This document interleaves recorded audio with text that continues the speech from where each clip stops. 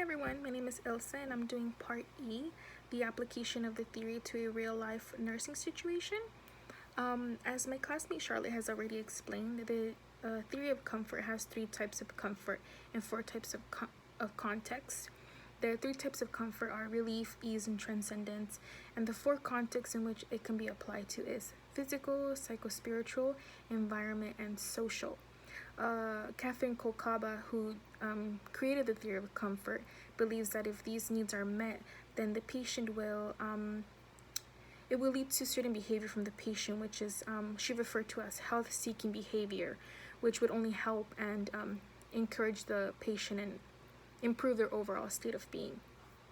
So the application of the theory to a real-life nursing situation, we have the story of Max. Max is a 30-year-old male who was just diagnosed with leukemia. He is used to being very active and autonomous and social. He is in a lot of pain and very nauseous due to the chemotherapy. He is afraid and nervous because of the changes he's going through, both physical and social. And he's worried he's going to lose his hair and that his friends will treat him differently.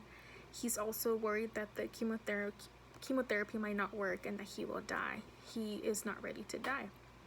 So using Kolkaba's theory of nursing, there are many concepts to address for the patient, such as physiological discomfort, anxiety, pain, fear, image disturbance, and traumatization.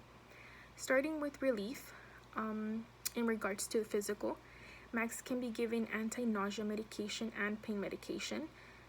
This will help him not be nauseous, and it can also help ease some of that pain. The medication can lead him to ease some of that discomfort that he's feeling and lead to some contentment.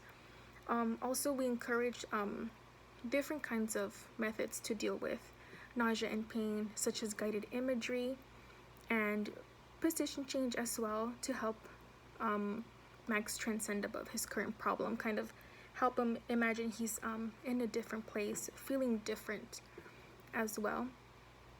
Regarding psychospiritual, Max stressors must be addressed.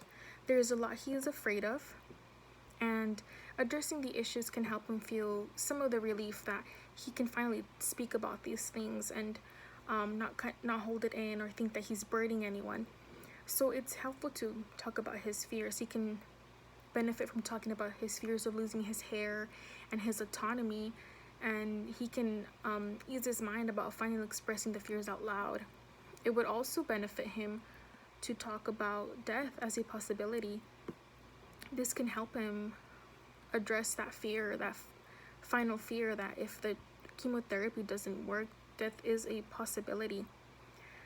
He can deal with grief in his own way, whether he believes in a higher power such as God, or through his own methods of coping that can help him transcend towards his above his illness, addressing that final concern of death and dying.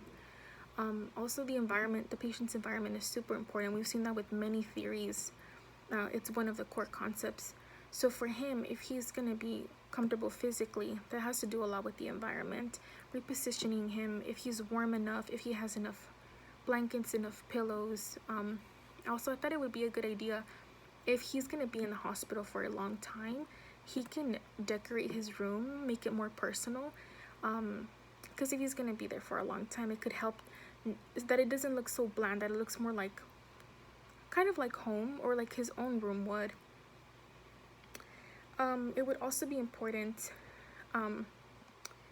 to help him to encourage healthy interactions, to surroundings are important, and that's also not just figurative, but it's also literal. Who is he surrounding himself with? So Max has mentioned that he doesn't want his friends to treat him any different. So if he surrounds himself with his friends, they can see his process, his illness, what he's going through, and the support and understanding can help him transcend towards feeling a little bit of that normalcy that he wants to maintain, a bit of that his friends don't treat him different because they know what he's going through, because they can see it and they can understand it.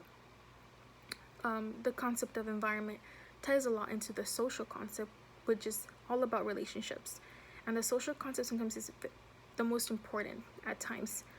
So the social concept deals with relationships, social relationships, personal relationships, familiar relationships. So it is important that he maintains those relationships that he values, because that's what's going to help him. Max can feel relief having his friends and family close. It helps him feel less alone and perhaps even more grounded. He can feel like a sense of contentment despite the circumstances, because he's not alone, and the important relationship in his life are present. Those people are present to offer words of encouragement and even just their company, just being there with him if he's in the hospital or if he's at a doctor's appointment.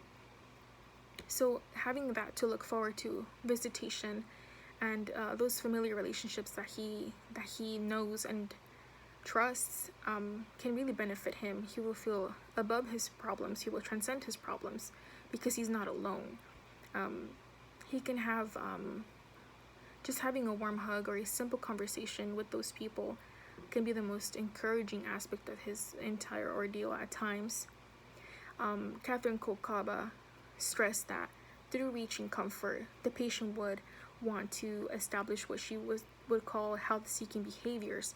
If they reach comfort, if their needs are met through different interventions, and sometimes it's trial and error, some interventions don't function, but we try others, then they will want to keep seeking health and more of those ties that are healthcare related, but that are still important.